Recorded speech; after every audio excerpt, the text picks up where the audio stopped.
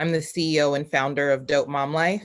We're a creative content agency that specializes in video production, and all the work that we do is through a diversity, equity, inclusion, and an anti-racism lens. So I guess just start with how this morning felt for you as you watched the inauguration.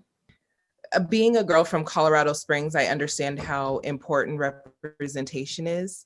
And today was an historical, monumental moment for the United States of America to see a woman of color, a woman become vice president of the United States of America.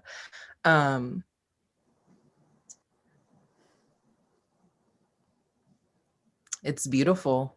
Oh goodness, words are hard to find just like one word that really defines this for me, but I would say monumental, historical, proud, exciting, history.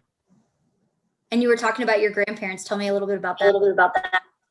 Neither of my grandmothers are living, and if they were, I know that this moment would be beyond their wildest dreams. Like when we say we are our ancestors' wildest dreams, like these are those moments that define those wildest dreams.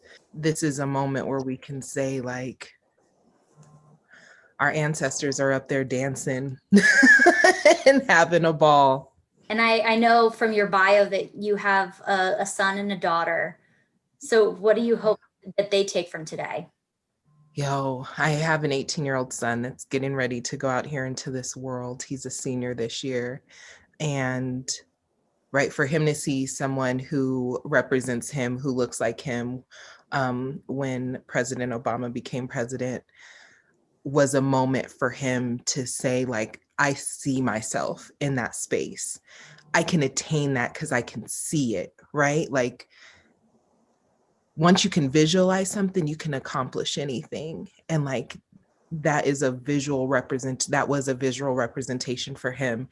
And today is a visual representation for my daughter to say, like, me as a girl, me as a young Black woman, I can do that. I visually can see myself in that space. And that's huge. What were the conversations like in your home?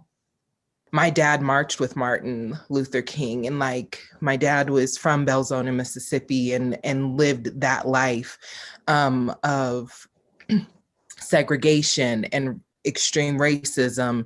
And so really getting them to understand the fullness of what it means to have a woman in the vice presidency, a woman of color in the vice presidency in the United States of America. I think they've just been really wondering, like, how big is this for you? They were kids when Barack Obama became president. So they grew up like, man, I could do that. I think they're starting to understand it more, especially as they're getting older and going out into the world. So just a lot of questions were happening in my house.